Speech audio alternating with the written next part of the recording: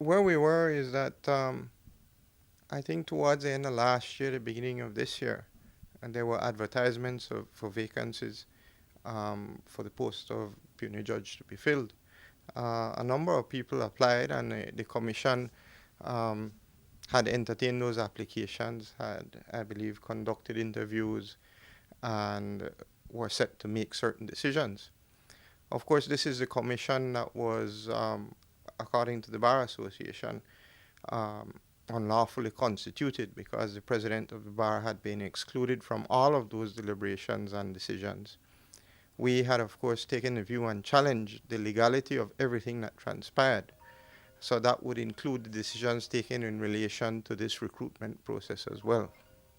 So there was a first meeting of the Judicial and Legal Services Commission scheduled for today, and as a result, papers were shared with the Bar Association, and that is how I think everybody learned of how far they had gotten along in that process. As well, as far as the bar is concerned, all the decisions taken and actions taken by the Commission during the period when Mrs. Vidal was excluded from participation in the meetings are unlawful.